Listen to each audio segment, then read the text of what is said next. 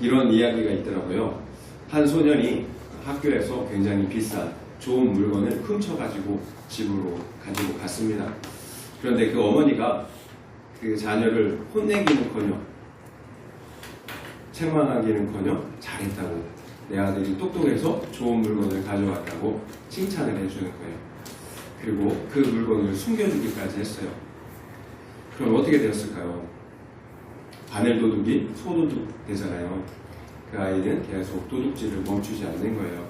강도짓을 하고 결국은 사람을 죽이고, 많은 사람들을 죽이고, 이제 결국 교수대의 형장의 이슬로 사라져야 되는 그런 사형 선고를 받게 됩니다. 사형 선고를 받는 그날 이제 간수가 물어보잖아요. 내 마지막 소원이 무엇이냐고. 그러니까 내가 어머니한테 할 말이 있다고, 어머니를 좀 내 앞으로 가까이 오게 해달라고. 그러니까 어머니가 울면서, 어떡하냐고 울면서 자녀 앞으로 와요. 그 자녀가 어머니 귀에 대고 뭐라고 이야기하는 척 하더니 그 귀를 깨어 무는 거예요.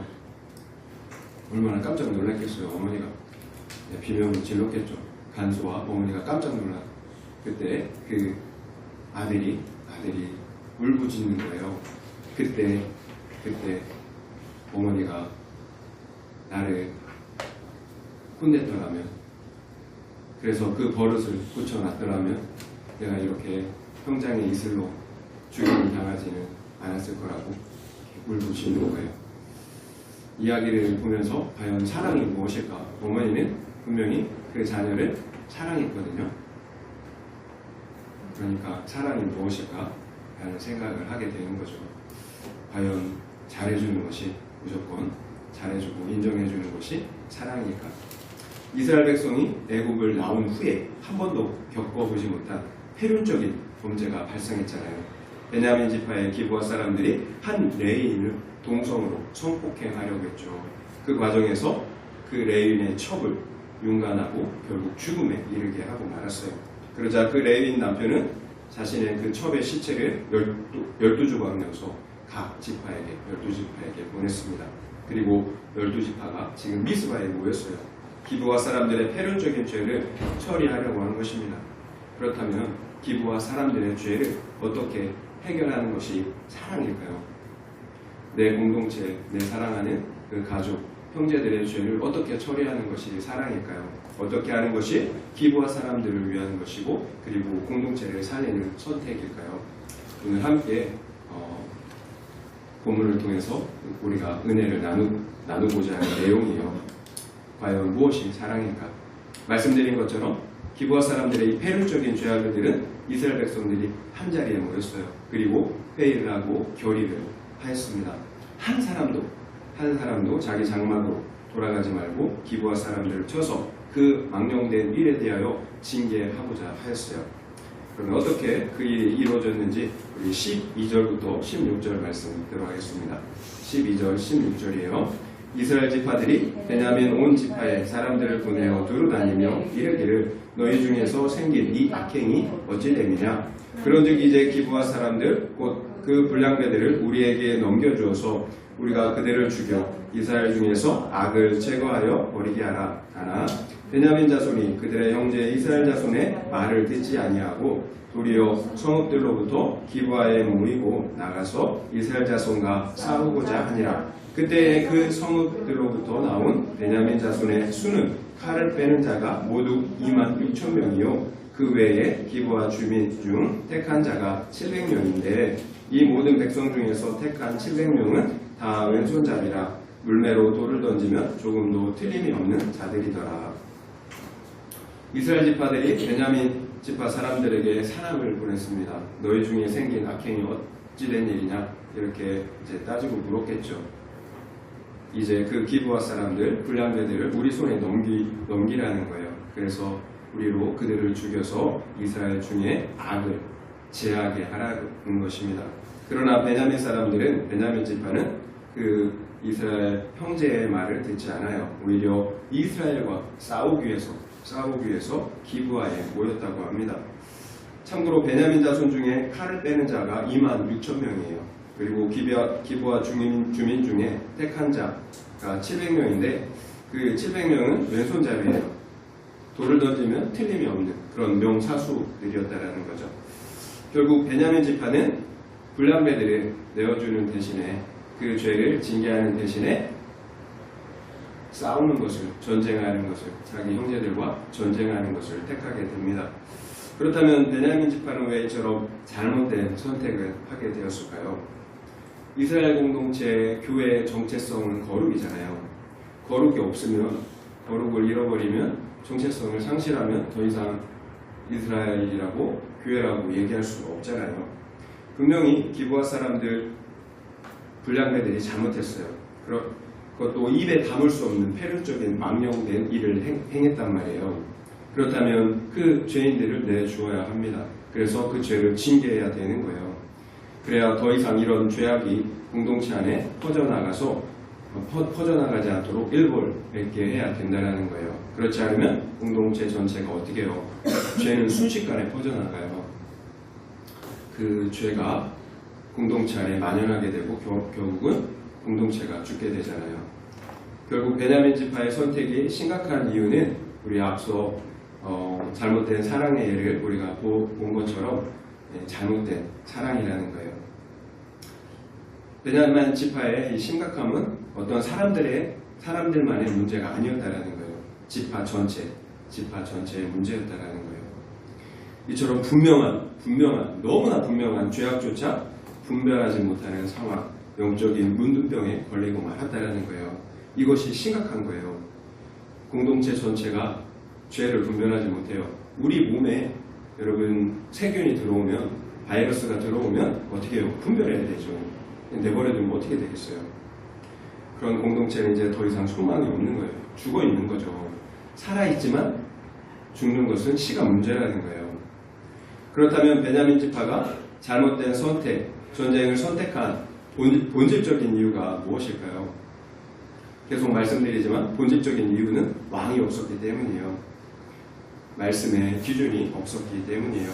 그러니까 동성애, 집단, 성폭행처럼 끔찍한 죄들조차 어쩌라고 그럴 수도 있지가 되는 거예요. 죄에 대해서 어떤 감각도 분별력도 다 사라지고 만 거죠. 이것이 죄의 평범성이잖아요. 죄를 죄로 여기지 않아요. 모든 사람들이. 베냐민 지파가 이처럼 잘못된 선택을 한 또 다른 이유가 있어요. 하나님을 왕으로 인정하지 않았기 때문이고, 또 다른 이유는 잘못된 가족 사랑 때문이에요. 내 지파, 내 가족이기 때문에 그 문제를 객관적으로 보지 못하는 거예요.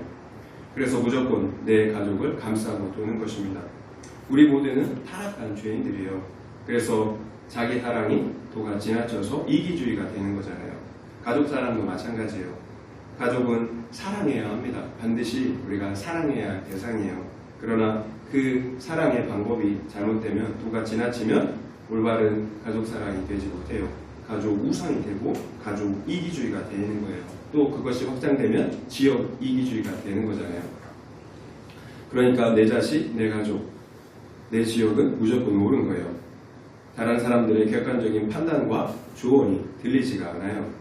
우리는 주변에서 분별 없는 사랑이 얼마나 위험한지를 수도 없이 보았어요.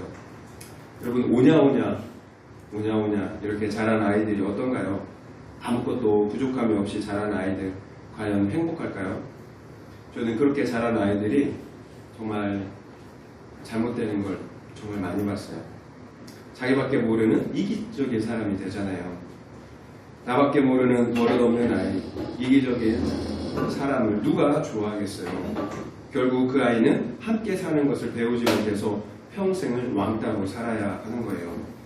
이처럼 다 함께 사는 것을 배우지 못한 이기적인 아이는 이 세상에서도 행복하지 못해요. 더 심각한 것은 하나님께로부터 버림을 받게 된다는 거죠.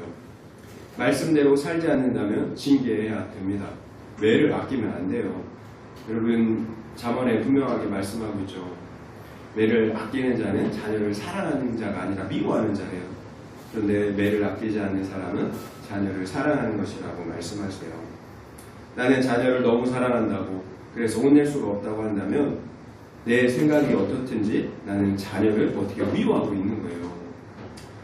무조건 잘해주는 것이 사랑이 아니에요. 진짜 사랑은 구속사로 구속사로 사랑하는 것입니다. 그러면 구속사 사랑은 무엇일까요? 그 사람과 그 사람 안에 있는 죄를 구분해서 보는 거예요. 이게 구속사의 사랑이에요. 그 사람은 사랑해야 합니다. 그러나 그 안에 있는 죄까지 사랑해서는 안 된다는 거예요. 구분해서 봐야 돼요. 그 사람은 사랑하되 그 안에 있는 죄는 미워해야 합니다. 여러분, 그래서 징계해야 되는 거예요. 또 그래서 잘못된 것은 잘못했다라고 우리가 말해야 되는 것입니다. 그 안에 있는 죄가 내 사랑하는 가족, 사랑하는 자녀를 죽이기 때문이에요. 이것이 분별력 있는 사랑이에요. 가족은 사랑하되 그 안에 있는 죄까지 사랑하면 안 돼요. 분리해서 봐야 된다는 거예요. 그래서 진짜 사랑은 상대방이 자기의 죄를 보고 직면하도록 도와주는 거예요. 그래서 그 죄의 문제를 해결하고 나의 거룩과 구원을 이루도록 해주는 것입니다. 여러분, 구원 없는 행복이 여러분 얼마나 행복하겠습니까? 유한한 행복이, 유한한 생명이 여러분 얼마나 행복하고 또 오래 가겠어요?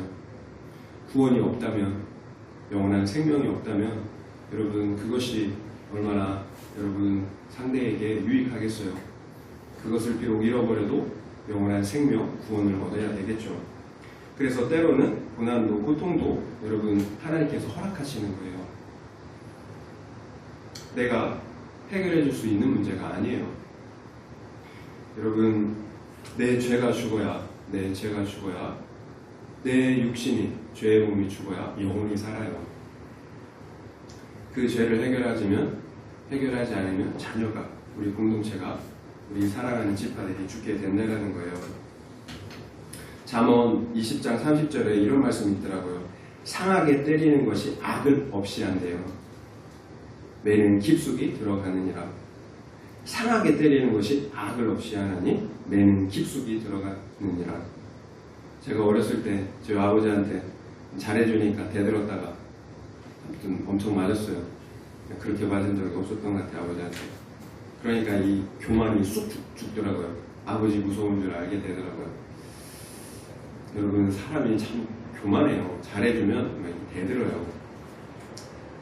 여러분, 무조건 위로해주고 잘했다고 얘기하는 거, 그게 상대방을 여러분 사랑하는 게 아니라 오히려 죽이는 행위일 수 있어요. 그 사람은 사랑하되 죄는 구분해야 합니다. 미워해야 되는 거예요. 결국 베냐민 지파는 기부와 불량배들을 내어 주어야 했습니다. 죄의 몸이 죽어야 영이 살아요. 이것이 진짜 사랑, 구속사의 사랑이에요. 영혼 구원의 사랑입니다. 근데 문제가 있죠. 나도 살지 못했는데 어떻게 다른 사람을 살리겠어요? 이것이 베냐민 지파의 문제였어요. 내가 거룩하지 못하니까 분별력 있는 사랑을 할 수가 없는 거예요. 내가 생명이 없으니까 육적인 사랑만 하게 되는 거예요. 그저 감정적인 사랑, 육신적인 사랑에만 열을 올리는 거예요. 그러면 여러분 죄를 볼 수가 없어요. 당연하다고 생각하면 안 돼요. 내게 생명이 없기 때문은 아닐까 생각해 봐야 되는 거예요. 내 가족이 죽어가는데도 여전히 결혼하지 못한 것, 성공하지 못한 것, 나한테 잘해주지 못한 것, 이것만 애통해 할 수 있을까요? 만약 나에게 영원한 생명이 있다면, 그래서 그 가치를 안다면 내 가족이 그 생명이 없이 살아가고 있는데도 나는 애통해 하지 않을 수 있을까요? 그렇다면 내가 먼저 생명이 있는지를 돌아봐야 되는 거죠. 내 안에 생명이 있다면 육적인 사랑에 그것만에 매여 있을 수는 없다라는 거예요. 오히려 내 가족이 구원받지 못한 것, 생명이 없는 것을 애통해하며 기도하지 않겠습니까? 그래서 나를 돌아봐야 되는 거죠. 베냐민 지파가 잘못된 선택을 한 또 다른 이유가 있었어요. 바로 교만 때문이에요. 앞서서 말씀드린 것처럼 베냐민 자손 중에 칼을 빼는 자가 26,000명이에요. 그리고 기브아 사람 중에 택한 자가 700명이라고 했다고 해요. 그런데 따져보면 이스라엘 연합군이 40만 명이잖아요. 수적으로 보면 상대가 안 돼요. 26,700명 그리고 40만 명 상대가 안 되죠. 그런데 전투를 하겠다라는 거예요. 그럼 좀 이해가 안 되죠. 교만하다라고 제가 말씀드린 것도 이해가 안 돼요. 어떻게 26,000명인데 교만해서 40만 명이랑 맞짱을 뜨려고 할까? 여러분, 교만하면 이런 객관적인 숫자가 그렇게 중요하지가 않는 거예요. 교만하면 현실 감각을 잊어버려요. 설마 베냐민이 싸움에서 패할 것 같은데도 이렇게 무모하게 전쟁을 했겠어요? 교만하면 현실 감각이 없어져요. 기브아 주민 중 택한 자 700명은 모두 왼손잡이인데 돌을 던지면 틀림이 없는 자들이라고 하잖아요. 그만큼 정예병이에요. 실제로 기브아 주민과 베냐민 사람들은 그때 그 당시에 유명한 사람들이었어요. 얼마 되지 않지만 잘 훈련된 정예병으로 유명한 사람들이었어요. 그러니까 이스라엘 연합군이 아무리 40만 명이라 할지라도 우리한테는 상대가 안 된다고 생각한 거예요. 농사나 짓던 너희 오합지졸이 어떻게 우리 정예병이랑 싸울 수 있겠느냐 이렇게 된 거죠. 결국 교만과 그리고 잘못된 가족사랑이 어떻게 결합된 결과예요. 그래서 무모한 전쟁을 감행하게 된 것입니다. 그 본질은 계속 말씀드리지만 하나님을 인정하지 않기 때문이에요. 그러니까 무서운 것이 없는 거죠. 그래서 교만하고요. 또 그래서 분별 없는 사랑을 하는 것입니다. 어디에서 나온 거예요? 근본적인 것은 모든 문제의 근원은 어디에 있어요? 하나님을 인정하지 않은 불신앙이 있다는 거죠. 내가 왕이기 때문에 이런 모든 문제가 이제 증상들로 나타나는 거예요. 본질은 하나님을 인정하지 않는 거예요. 무서운 게 없는 거죠. 그러니까 이런 증상들이 나타나는 거예요. 그렇다면 이제 전쟁은 정말 그 민족 간에 서로 죽고 죽이는 이 동족 상잔의 비극을 피할 수가 없게 되는 거죠. 첫 번째 질문을 드리겠습니다. 적용 질문이에요. 나는 다른 사람들이 나의 자녀나 가족들의 죄와 문제를 지적해 줄 때 인정이 되십니까? 그렇지 않다면 그 이유는 무엇인 것 같습니까? 한번 생각해 보시기 바랍니다. 나는 다른 사람들이 나의 자녀나 가족들의 죄와 문제를 지적해 줄 때 인정이 되십니까? 그렇지 않다면 그 이유는 무엇인 것 같습니까? 한번 생각해 보시기 바랍니다. 18절 말씀 읽겠습니다. 18절이에요. 이스라엘 자손이 일어나 베델에 올라가서 하나님께 여쭈어 이르되 우리 중에 누가 먼저 올라가서 베냐민 자손과 싸우리이까 하니 여호와께서 말씀하시되 유다가 먼저 갈지니라 하시니라. 이스라엘 연합군이 40만 명이에요. 근데 그들 역시 다 전사라고 합니다. 그들이 베델로 올라가요. 그래서 하나님께 여쭈어 봅니다. 우리 중에 누가 먼저 올라갈까요? 그러니까 유다가 먼저 올라가라고 합니다. 그러면 그 결과가 어떻게 됐는지 우리 19절에서 22절 말씀 보겠습니다. 19절에서 22절이에요. 이스라엘 자손이 아침에 일어나 기브아를 대하여 진을 치니라. 이스라엘 사람이 나아가 베냐민과 싸우려고 전열을 갖추고 기브아에서 그들과 싸우고자 하매 베냐민 자손이 기브아에서 나와서 당일에 이스라엘 사람 22,000명을 땅에 엎드렸으나 이스라엘 사람들이 스스로 용기를 내어 첫날 전열을 갖추었던 곳에서 다시 전열을 갖추니라. 하나님은 분명히 유다가 올라가라고 하셨어요. 그런데 어떻게 해요? 이스라엘 연합군이 패했어요. 22,000명이나 죽임을 당했다고 합니다. 곧 이어서 이스라엘 백성들이 전열을 갖춰서 이제 또다시 전투를 해요. 두 번째 전투는 어떻게 되었는지 우리 23절에서 25절 말씀 읽도록 하겠습니다. 이스라엘 자손이 올라가 여호와 앞에서 저물도록 울며 여호와께 여쭈어 이르되 내가 다시 나아가서 내 형제 베냐민 자손과 싸우리까 하니 여호와께서 말씀하시되 올라가서 치라 하시니라. 그 이튿날에 이스라엘 자손이 베냐민 자손을 치러 나아가매 베냐민도 그 이튿날에 기브아에서 그들을 치러 나와서 다시 이스라엘 자손 18,000명을 땅에 엎드렸더니 다 칼을 빼는 자들아. 1차에서 패한 이스라엘 자손이 여호와 앞에서 저물도록 울어요. 그리고 또 여쭈어 봅니다. 내가 다시 나가서 베냐민과 싸울까요? 그러자 여호와께서 올라가서 또 이번에도 올라가서 치라고 합니다. 그런데 어찌된 일인지 이번에도 이스라엘 연합군이 40만 명이나 된 이스라엘 연합군이 26,000명밖에 되지 않는 베냐민 사람들에게 패해요. 그리고 이번에는 18,000명이나 죽었다고 합니다. 이해하기가 쉽지 않아요. 여호와께서는 이스라엘 지파가 물어볼 때마다 유다가 올라가라, 또 가서 싸우라 이렇게 말씀해 주셨어요. 게다가 이스라엘 연합군은 지금 옳은 일을 하고 있는 거잖아요. 베냐민 지파의 죄악을 징계하려고 한 것입니다. 내가 옳은 선택을 했다라는 거예요. 게다가 우리는 수적으로도 10배 이상이 많아요. 도저히 칠 수 없는 싸움이라는 거예요. 그럼에도 왜 전투에서 패하고 말았을까요? 1차 전투에서 22,000, 2차에서 18,000, 도합 4만 명, 40만 명 중에 10분의 1이죠. 10분의 1이 죽임을 당했다는 거예요.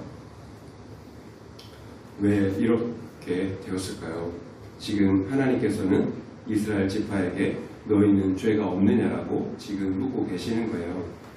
우리가 지금까지 이스라엘이 우상 숭배하는 모습을 지켜보았잖아요. 베냐민 지파만의 문제가 아니잖아요. 이스라엘 전체가 자기 소견대로 살았어요. 그들 모두는 한 사람도 빠짐없이 우상 숭배를 하고 있었다는 거예요. 그럼에도 이스라엘 연합군은 우리가 베냐민 지파를 진멸할 것인데 누가 먼저 올라갈까요? 이렇게 물어보고 있는 거예요.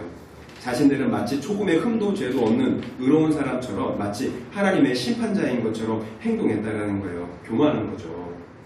그러나 하나님의 생각은 달랐어요. 너희도 회개해야 할 죄인들이라는 거예요. 그렇다면 왜 하나님은 유다 지파가 올라가라고 했을까요? 또 나가서 싸우라고 했을까요? 물어보니까 대답해 주신 거죠. 대답해 주셨다고 승리를 보장해 주시는 건 아니에요. 결국 하나님의 관심사는 누가 이기느냐 지느냐가 아니라 이스라엘 전체의 회복이에요. 거룩의 회복. 이것이 진짜 하나님이 원하시는 거예요. 문제 해결이 아니라 너희들의 진실한 회개를 하나님은 원하신다는 거예요. 하나님을 버리고 나의 소견대로 살아왔던 죄를 회개하고 하나님께 돌이키라는 거예요. 여러분, 우리는 항상 어떻게 해요? 문제 해결을 원하죠. 그런데 하나님은 아니다. 너희 죄가 해결되지 않으면 너희는 죄 가운데 죽는다. 문제 해결이 아니라 중요한 것은 죄를 해결하는 것이다 라고 말씀하시는 거예요. 그래서 하나님은 베냐민 지파를 징계하시기 전에 이스라엘 전체 지파를 지금 징계하고 계시는 거예요. 내 죄부터 보라는 거예요. 계속 말씀드리듯이 내 눈에 있는 들보를 빼야 다른 사람의 눈에 있는 티를 뺄 수 있다라고 지금 하나님은 말씀하시는 거예요. 여기서 우리가 배워야 할 교훈이 하나 있는데요. 이스라엘은 우리가 이렇게 결정했으니까 그 다음에는 어떻게 해야 할까요? 이렇게 물어봤다라는 거예요. 마치 하나님께 다 맡기고 물어보는 것 같은데 뭐예요? 내가 결정했잖아요. 그리고 중요한 건 내가 다 결정해놓고 사소한 거 아무것도 아닌 걸 지금 물어보는 거예요. 내가 싸울 건데 어떻게 할까요? 그럼 이게 누가 왕이에요? 내가 결정권자죠. 하나님은 그냥 시다발에 나 이렇게 결정했는데 좀 이렇게 살짝 물어보고 그냥 싸움에서 이기게 해주세요. 뭐 이런 이제 느낌인 거죠. 그러니까 우리가 하나님께 기도한다고 또 물어본다고 하나님은 나의 왕으로 주권자로 인정하는 것은 아니라는 거예요. 우리도 실제로 그런 일이 많이 있잖아요. 정말 중요한 건 내가 다 결정해놓고 부수적인 거 이거 어떻게 할까요? 좀 찝찝하니까 물어보는 거예요. 그것은 내가 꼭 해야 돼요. 하나님께서 속지 않으시잖아요. 결국 내가 하나님께 기도하니까 물어보니까 하나님의 뜻대로 한다라고 생각하면 안 된다는 거예요. 하나님을 나의 왕으로 인정하는 기도는 하나님의 주권을 인정하는 거예요. 여러분, 하나님의 말씀대로 살기 위해서 기도하는 것, 여러분 이렇게 기도해 보셨나요? 내가 원하는 것을 달라고 기도는 해봤지만 하나님의 말씀대로 내가 살고 싶은데 그렇게 안 돼요. 은혜 주세요. 힘 주세요. 제가 그 말씀대로 용서하고 사랑하고 살기 원하는데 내가 안 돼요. 여러분, 이게 하나님이 원하시는 기도예요. 하나님의 주권을 인정하는 기도는 하나님의 말씀이 이루어지는 거예요. 여러분, 그러면 하나님의 나라가 이 세상에 오잖아요. 근데 우리는 내 기복만 구하잖아요. 그러니까 하나님의 나라가 우리 교회의 모습 속에 나타나지 않는 거죠. 하나님의 뜻은 거룩과 구원이에요. 하나님의 백성으로, 구별된 백성으로 하나님의 영광을 드러내는 모습으로 살아가는 거예요. 여러분, 그곳에 복이 있어요. 그곳에 생명이 있어요. 내가 원하는 것이 이루어지면 복받고 생명을 받는 게 아니에요. 오히려 하나님의 뜻이 이루어질 때 우리가 진정한 복을 받고 생명을 얻는 거예요. 그래서 결국은 우리를 위한 거예요. 내 뜻대로 되지 않은 것. 결국 우리가 하나님의 말씀과 상관없이 나의 뜻이 이루어지기만을 위해 기도한다면 여러분, 우리는 하나님의 이름을 부르지만 여전히 내 소견대로 살고 있는 거예요. 여호와 하나님을 마치 우상처럼 섬기고 있는 것입니다. 그래서 우리를 돌아봐야 되는 거예요. 26절부터 28절 말씀 보겠습니다. 26절에서 28절이에요. 이에 온 이스라엘 자손 모든 백성이 올라가 베델에 이르러 울며 거기서 여호와 앞에 앉아서 그날에 저물도록 금식하고 번제와 화목제를 여호와 앞에 드리고 이스라엘 자손이 여호와께 부르니라. 그때에는 하나님의 언약궤가 거기 있고 아론의 손자인 엘라살의 아들 비느하스가 그 앞에 모시고 섰더라. 이스라엘 자손들이 여쭈기를 우리가 다시 나아가 내 형제 베냐민 자손과 싸우리까 말리까 하니 여호와께서 이르시되 올라가라. 내일은 내가 그를 내 손에 넘겨주리라 하시는지라. 이스라엘 연합군이 2번이나 패했잖아요. 그러니까 온 이스라엘 백성들이 태도가 바뀌어요. 온 이스라엘 백성들이 베델로 올라가요. 그리고 여호와 앞에 머물러 앉아서 울면서 저물도록 저녁 늦게까지 어떻게 해요? 금식해요. 그리고 번제와 화목제를 하나님께 드렸다고 합니다. 그리고 다시 여호와 하나님께 물어봐요. 내가 다시 나아가서 베냐민 자손과 싸울까요? 말까요? 그러자 여호와께서 올라가라고 합니다. 내일은 내가 그들을 내 손에 넘기겠다라고 말씀해 주세요. 그러면 그 결과가 어떻게 되었을까요? 하나님이 약속해 주셨잖아요. 35절 읽겠습니다. 35절 여호와께서 이스라엘 앞에서 베냐민을 치심해 당일에 이스라엘 자손이 베냐민 사람 25,100명을 죽였으니 다 칼을 빼는 자였더라. 마침내 세 번째 전투에서는 이스라엘 연합군이 베냐민을 쳐서 승리했습니다. 하나님의 말씀처럼 된 거죠. 베냐민 지파 25,100명을 죽였어요. 거의 전멸에 가까운 승리였어요. 다만 베냐민 사람 600명이 광야로 도망가 숨었다고 합니다. 무엇이 달라졌나요? 첫 번째, 두 번째 이스라엘 연합군의 태도와 그리고 세 번째 전투에서의 그 이스라엘 백성들의 태도 무엇이 바뀌었나요? 그들의 태도가 바뀌었죠. 또 질문이 바뀌었어요. 처음에는 내가 저놈들을 징계할 건데 누가 올라갈까요? 이처럼 자신들이 이미 전쟁할 것을 결정한 상태에서 하나님께 물어봤다는 거예요. 건방진 거죠. 그리고 두 번째는 조금 더 겸손해진 것을 알 수가 있어요. 울면서 내가 다시 나가서 싸울까요? 조금 겸손해졌죠. 그러나 운다고 해서 다 회개는 아니에요. 그저 내가 실패한 것에 대하여 내 뜻대로 되지 않은 것에 대한 연민의 슬픔이에요. 내 죄를 통회하는 슬퍼하는 회개가 아니라 그렇게 내 뜻대로 되지 않은 그 사건에 대해서 연민하는 거죠. 하나님은 그 중심을 다 아세요. 말씀드린 것처럼 하나님은 우리보다 우리를 더 잘 아세요. 속지 않으시죠. 그러나 세 번째는 하나님께 나아가 진실하게 회개한 것을 볼 수가 있어요. 앞선 두 번은 지파의 대표자만 하나님께 나아갔다면 이제 모든 이스라엘 백성들이 여호와 하나님 앞에 나아가서 회개하고 있다라는 거예요. 그것도 여호와의 임재가 있는 법궤 앞에 금식하며 번제와 화목제를 드렸어요. 번제는 뭐예요? 전부 태워서 드리는 거잖아요. 나의 전부를 헌신하여 드리는 제사예요. 그리고 화목제는 하나님과 마침내 우리가 화목하게 되었다라는 거예요. 자신의 죄를 회개하고 속죄한 자만, 그래서 하나님과 화목해 된 사람만 드릴 수 있는 제사가 화목제사예요. 번제를 드리고 속죄를 드리고 마지막에 화목제사를 드릴 수가 있는 거예요. 결국 모든 이스라엘 백성들이 자신들의 죄를 통해 자복하며 회개한 것을 알 수가 있어요. 그 결과 하나님과 화목해 되었다는 거예요.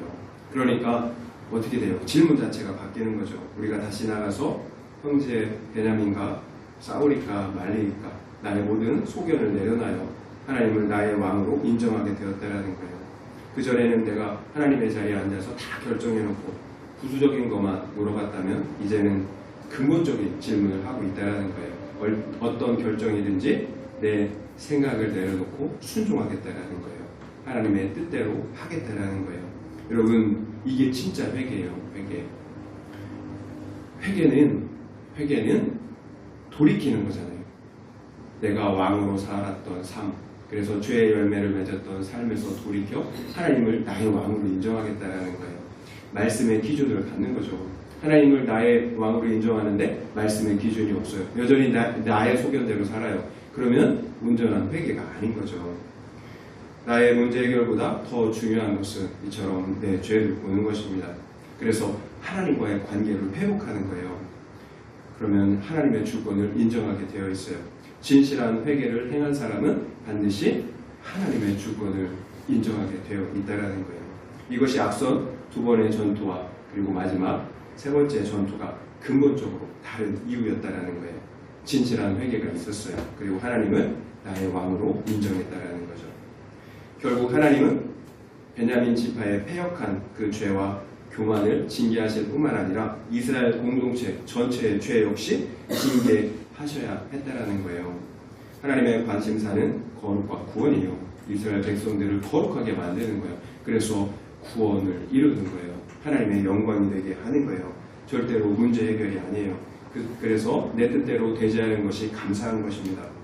문제 해결이 되지 않은 것이 감사한 거예요. 그제서야 내가 얼마나 교만했는지를 깨닫게 되기 때문이에요. 그제서야 내가 하나님이 아니라 내가 왕이 되어 살아왔다라는 죄악을 깨닫게 되기 때문이에요. 내가 만약 왕으로 살다가 인생을 끝마쳤다면 어떻게 될까요? 나는 하나님을 잘 섬긴다고 생각했겠죠. 이스라엘 백성처럼. 그러나 나라는 우상을 섬겨왔잖아요. 여러분 그 사실을 너무 늦게 안다면 어떻게 될까요? 내 뜻대로 안 된 게 감사한 거죠. 하나님의 심판대 앞에서 그 사실을 알게 된다면 어떻게 될까요? 나는 하나님을 섬기는 거룩한 백성으로 산 줄 알았는데 하나님 앞에 섰을 때 그게 아니에요. 여러분 지금 회개하고 돌이킬 수 있도록 내 뜻대로 되지 않은 것, 문제가 해결되지 않은 것이 여러분 감사한 것입니다. 어떻게 유한한 행복과 영원한 생명을 비교할 수가 있겠어요? 결국 하나님께서 이스라엘을 패배하게 하신 이유는 그래야 자신들의 죄를 보고 회개할 수가 있기 때문이에요. 또 그래야 하나님을 나의 왕으로 인정하고 그러므로 하나님과의 관계를 회복할 수가 있기 때문이었어요. 여러분 구원의 결론은 화목이에요. 하나님과 화평케 되는 것입니다. 하나님과의 관계 안에서 화목을 누리는 거예요. 평강을 누리는 거예요. 이게 우리 구원의 결과예요. 하나님은 우리를 화목하게 하기 위해서 우리와 구원받았는데 하나님과 관계가 화목하지 않아요. 어떤 관계도 커넥트가 되어 있지 않아요. 그러면 여러분 내가 구원받은 게 맞은지 의심해 봐야 되는 거예요. 하나님 우리를 구원하신 이유는, 우리를 자녀 삼으신 이유는 서로 관계 안에서 사랑의 교제를 나누기 위한 거라는 거예요. 그래서 속죄의 결과는 하나님과의 관계 회복이에요. 그 안에서 평강을 누리는 거예요.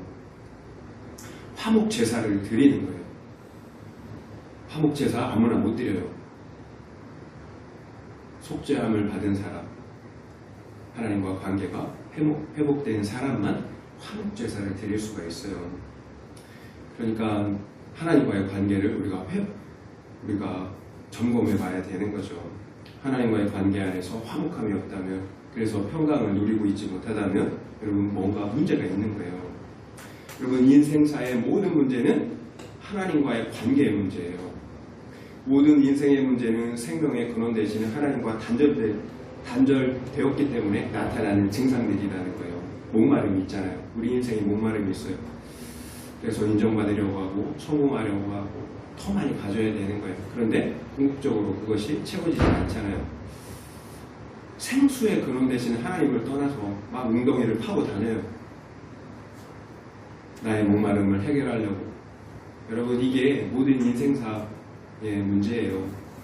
근본적으로 하나님과 단절되었기 때문이에요. 생수의 근원 되신 하나님을 우리가 버렸기 때문이에요. 그래서 우리가 인생이 목이 말라요. 내 소견대로 옳고 그름을 외치면서 서로 싸우고 다투는 거예요. 그러니까 우리 인간관계가 괴로울 수밖에 없죠. 본질적으로 하나님과의 관계에 문제가 있기 때문이에요. 그러면 인간관계로부터 시작해서 모든 것들에 문제가 생길 수밖에 없어요. 여러분 그래서 가장 중요한 우리에게 당면과제는 하나님과의 관계를 회복하는 거예요. 그러면 모든 문제가 해결돼요. 이스라엘의 문제가 무엇이었나요? 내 소견대로 사는 거잖아요. 하나님의 말씀 없이 내 소견대로 내가 왕이 되어서 산 거예요. 여러분 그래서 회개하고 돌이키는 것이 중요한 거죠. 회개하고 하나님을 나의 왕으로 인정하고 하나님을 왕으로 섬기는 것. 그래서 말씀의 기준을 갖는 것이 중요하다라는 거예요. 여러분, 말씀의 기준을 갖는다라는 것은 하나님을 나의 왕으로 인정한다라는 거예요.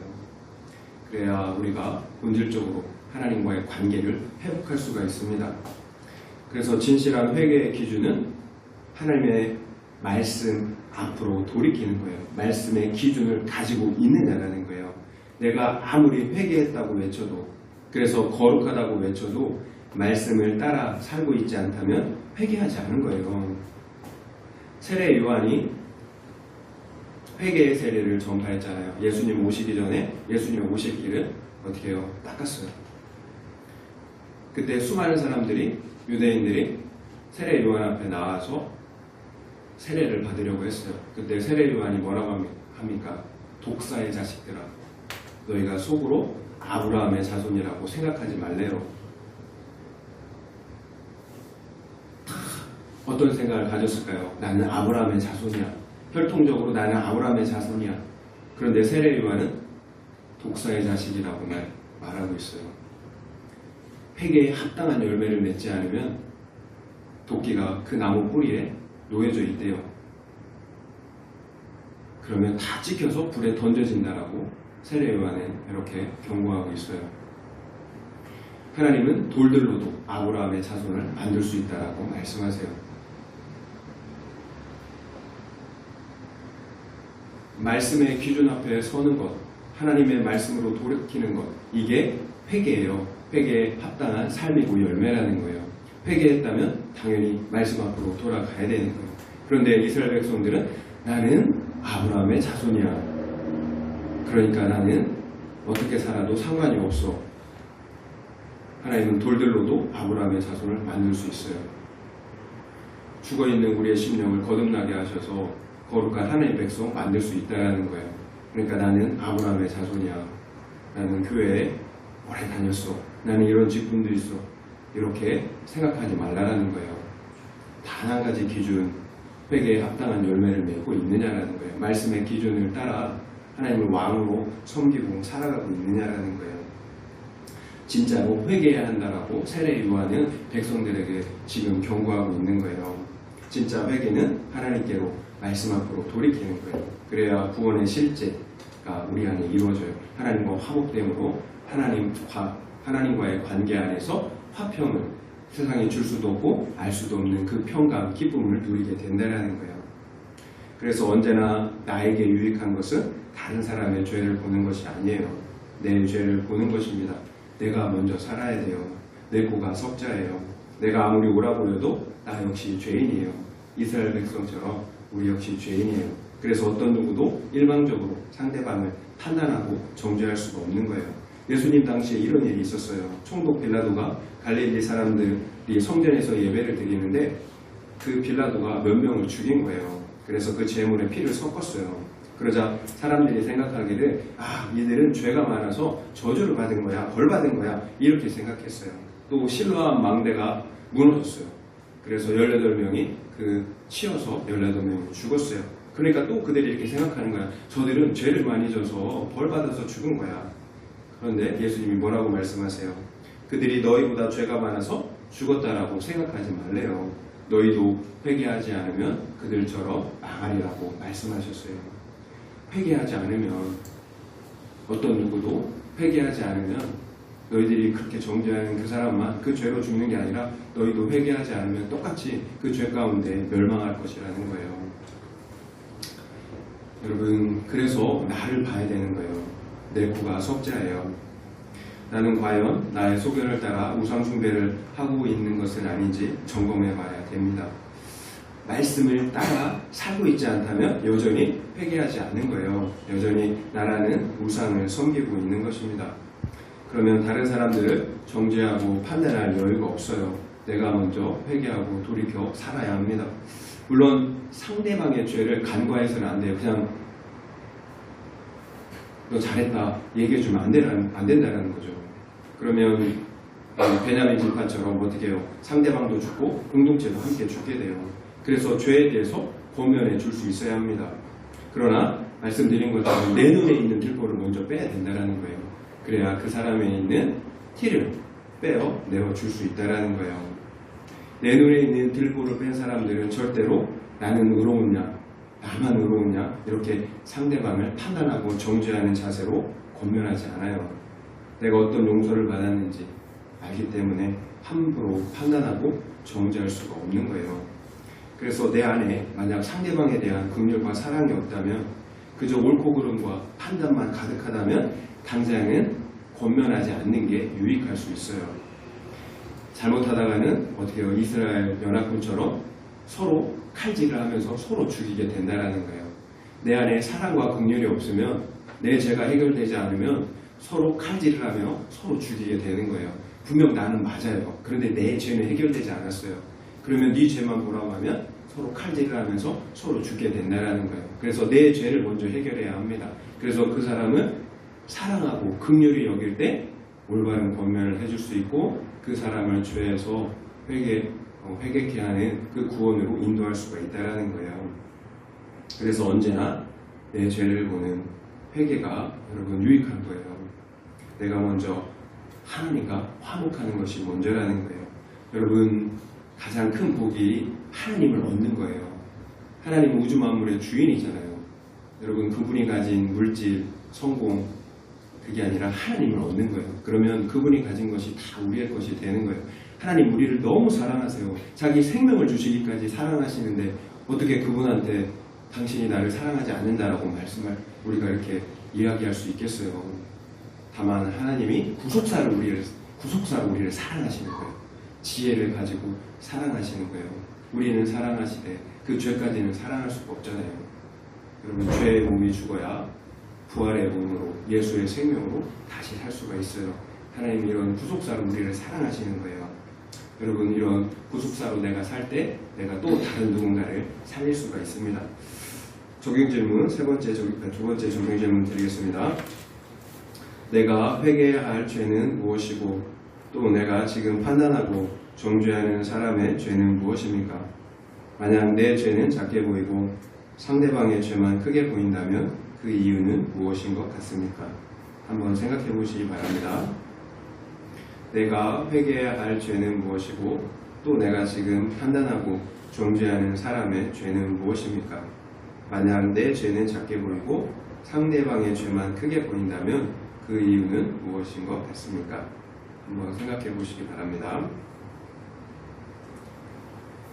말씀을 마무리하겠습니다.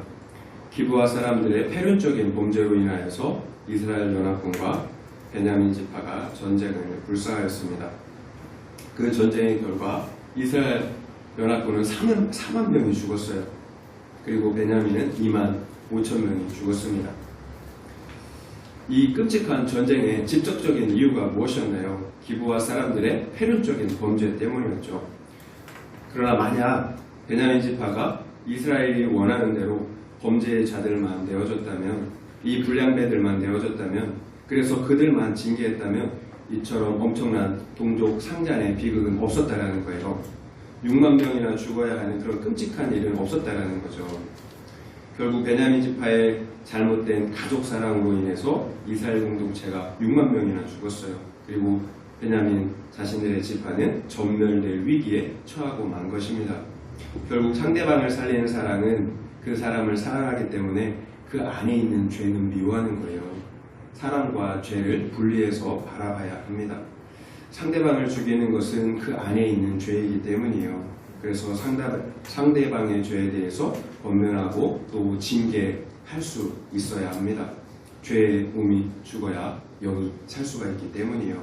여러분, 이것이 구속사의 사랑이에요. 십자가의 사랑, 하나님의 사랑이에요. 살리는 것은 영이니 육은 무익하니라, 이 주님의 말씀을 믿어야 합니다. 누가 그런 사랑을 할 수가 있을까요? 내 죄를 보고 회개한 사람이죠. 그래서 그 안에 영원한 생명이 있는 사람이에요. 이처럼 내 죄를 보고 회개한 사람, 그래서 그 안에 영원한 생명이 있는 사람만이 구속사의 사랑을 할 수가 있습니다.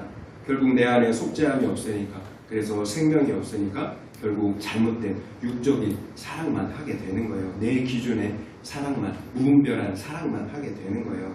말씀이 없는 무분별한 사랑, 자녀 사랑, 가족 사랑, 교회 사랑, 나라 사랑이 오히려 자녀와 가족과 교회와 나라를 죽일 수 있다라는 거예요. 분별 없는 사랑이 얼마나 여러분 우리가 보잖아요. 극단적인 분별 없는 사랑이 얼마나 많은 사람들을 고통스럽게 하고 죽이게 하는지. 여러분 회개가 없기 때문에 그런 거예요. 그 안에 회개가 없기 때문에 생명이 없기 때문에 이처럼 다 중심에 내가 옳다라는 정말 무분별한 사랑을 하게 되는 것입니다. 그래서 내가 먼저 회개해야 되는 거예요. 그래서 십자가의 속죄, 그 구원이 나의 것이 되어야 합니다. 정말 중요해요. 여러분 이것이 너무 중요해요. 다른 사람의 죄 우리가 돌봐줘야 되죠. 더 중요한 건 나의 죄를 보는 거예요. 그래서 내가 먼저 속죄를 받고 구원을 이루는 것입니다. 그래야 하나님과의 관계에서 우리가 화평을 누릴 수가 있어요. 여러분 하나님이 주시는 사랑으로 여러분 만족하면 다 포기할 수 있어요. 그런데 그 하나님의 사랑으로 만족하지 못하니까 우리가 욕심을 부리는 거예요. 여러분 하나님과 화평하시기 바랍니다.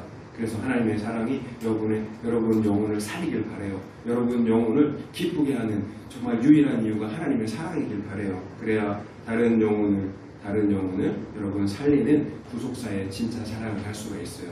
이런 사랑을 하는 우리 모두가 되시기를 예수님의 이름으로 축복합니다. 네.